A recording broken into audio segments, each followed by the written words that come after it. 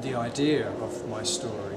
So my character is a fictional creation, and of course a lot of me goes into any character I create. I put a lot of myself into it.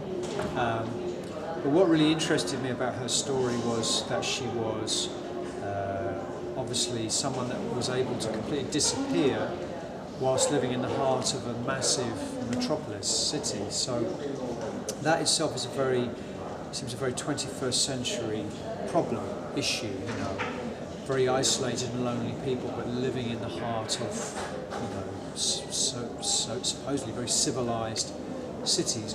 And I took that as my starting point, but I wanted to be more ambiguous about how my character ends up, because I didn't want my character to just die.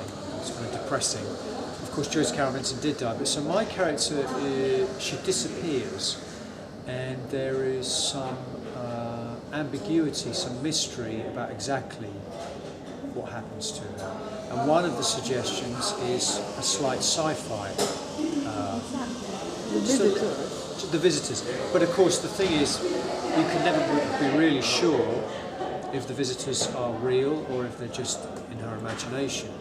So there's still some doubt of exactly whether that was reality or fantasy. But I like the fact that there is this kind of mystery about it, and you're left to kind of decide.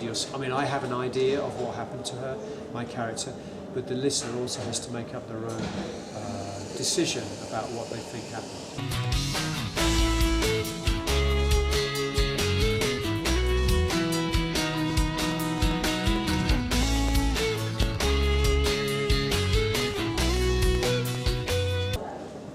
The story obviously is from a female perspective, so that was quite a change for me to write a story through the eyes of a female character, and quite a challenge. And once I had created the character, I thought it would be best for the album and logical for the album if there was some female presence as a performer. So I wanted three things. The first thing was I wanted a female singer. I wanted a female actress to recite the story. And I also wanted the choir boy, the boys' choir and the solo choir boy, because that's also quite feminine, has a sort of very feminine quality to it, young boys. So there are three elements there for me which help to define the album as having this feminine perspective and feminine personality. Writing like emails to our friends back home, feeling guilty if we sometimes want to be alone.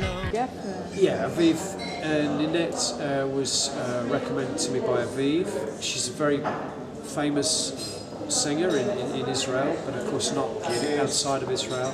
And I asked three different singers to do a demo for me, always of the same song, Routine. And Ninette's was the one that really blew my mind, because she did something that in a way went further than what I had asked her to do. The other singers just kind of copied my demo vocal, but she actually did something that I hadn't asked her to do, which is what great, you know, creative, talented people do. So she's the one that got the job, as it were. Yeah, she is a songwriter as well. She is, yeah. Do you like her albums? I haven't heard her albums, but I've seen her perform in Tel Aviv, and she's a fantastic performer, very charismatic and very unique. Is she going?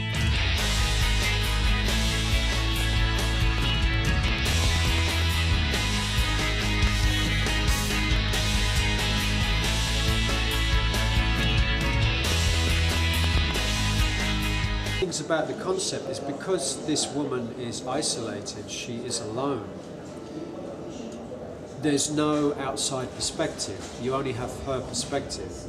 So the only way you can tell the story is through her, because because she was completely alone. So the obvious way I felt to tell her story was through her diary and through an online blog. And the special edition has a 13-year-old, the version of herself as a 13-year-old in her diary, as a child, a teenager's diary.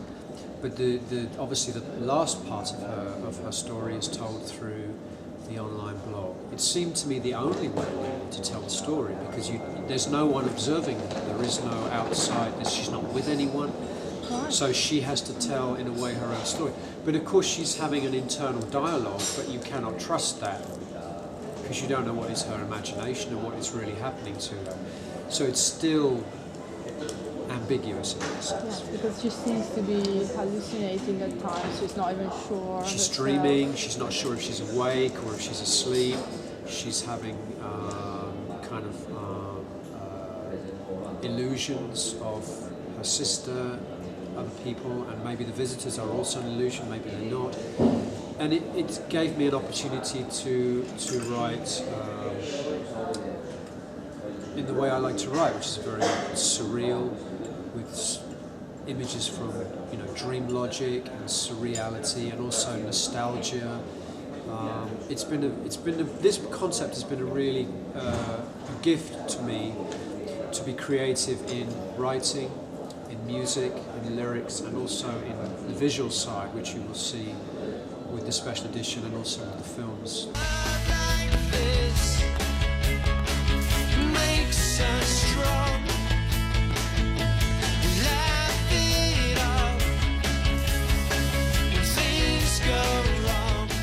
But the idea, of course, is this is a woman who takes a picture of herself and then tries to erase it, tries to cover it up with paint. So the image, of course, is of someone again trying to erase themselves, to disappear. In this case, to disappear under paint. But it is a very beautiful, the very vivid black and white photography with the very colourful splashes of paint.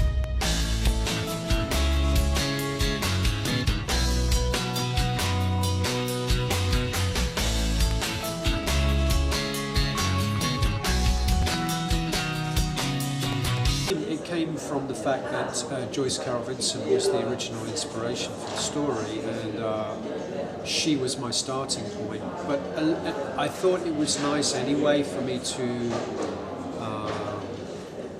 challenge myself, because obviously it is a different perspective and it is a different point of view, and to give myself challenges. And I like, every time I start a new record, it's important to me to feel like I'm not repeating myself.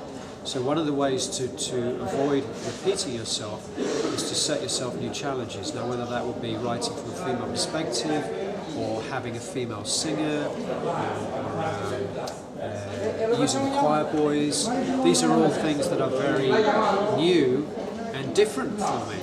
So I'm always kind of, pushing myself to do something a bit different. So writing from a female perspective was part of that process. I don't know how successful I was, you tell me, but it's certainly more of a stretch for me to write as this female character than just to write myself.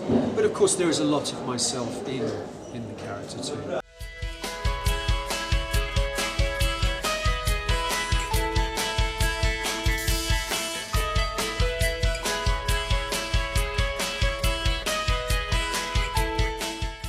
I always have been. All of my best friends have pretty much always been women.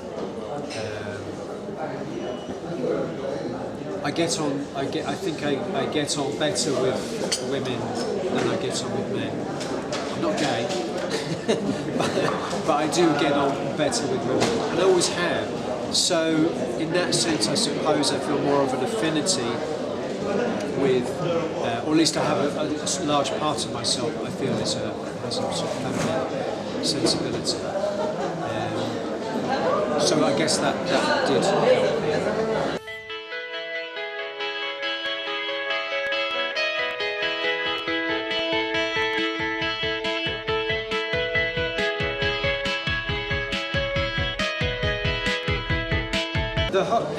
Anything like any form of discrimination seems absolutely absurd to me. I mean, I don't understand it at all. But I think it's a very privileged position to be living in Europe. Sometimes we have difficulty understanding, the attitudes towards women. And I saw some very bad attitudes towards women when I went to Israel, mainly from the religious community. Women are definitely treated as secondary, which to me was shocking, because when you grow up in England, you're not aware of sexism so much, you're not aware of racism so much, very multicultural country. So to me it just seems utterly bizarre that anyone could have that point of view. I'm very much, in terms of abortion, very much pro-choice. I believe it's the women's choice, a woman's choice, it always should be, But it's strange to me, living in the 21st century, that these attitudes still prevail. I find it almost incomprehensible. And America is a very worrying place. America, on the surface of it, should be one of the most progressive, should be one of the most educated and forward-thinking countries in the world, if not the most progressive forward. But for some reason, it still has these kind of strange, old-fashioned attitudes to religion, and to women, and to race. I don't quite understand that country. Maybe I never will.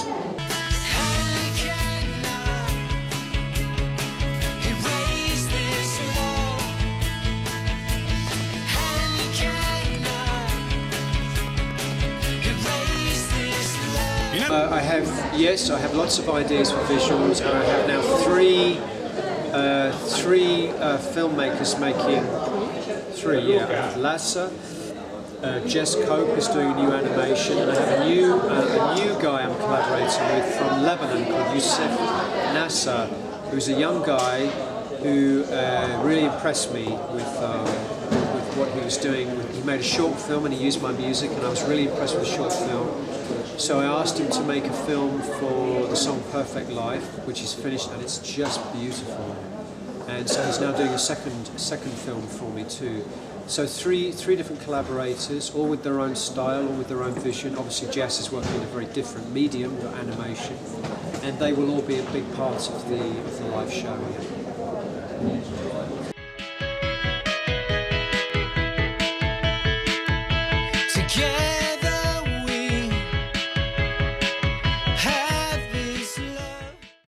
I rely very much on recommendation. I'm not really part of the scene of guitar players and drummers. I'm not really that interested in being a great musician. I'm interested in being a great producer and writer, and performer, but not. So I rely a lot, obviously with my solo records, I rely a lot on fantastic musicianship, and I rely a lot on people recommending me, and word of mouth and personal recommendation. And Dave was recommended to me by Guthrie. Guthrie knew that he wasn't going to be able to do the whole tour, and he said you should speak to Dave. And I knew Dave because I'd seen him play with Roger Waters a couple of times, so I knew he was a great musician. But seeing him play with Roger Waters was only a part of what he could do, because he was basically being Dave Gilmour. And I need a musician that can do a lot more than just be Dave Gilmour. And Dave can, and I learned a lot more about him, and he's a fantastic, very flexible, very gifted musician. And Craig was recommended to me by a producer friend of mine. And I'd never heard of Craig, but Craig did an audition for me where he played a couple of songs off the new record, and I thought to myself, this guy is the new Marco Miniman. He's got that thing going on, and he's very good. He would be a very good sort of successor to Marco. He's very similar in his character, the way he plays. Craig mainly is known as he's more someone who does music shows. Like he'll go and demonstrate for music companies, like drum companies. So he works for Premier Drums, he works for Roland Drums, but he's never really been a part of a band in the long term. So I think a lot of people are going to be very impressed It looks like I've discovered this great new musician, but of course he's been around a long time, and he was.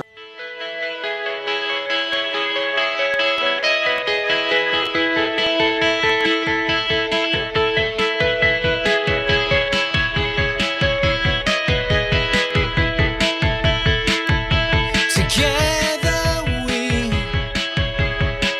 have this love. Even so, it's not enough. Bruised and burned, we won't lose heart. Just because life gets hard. Writing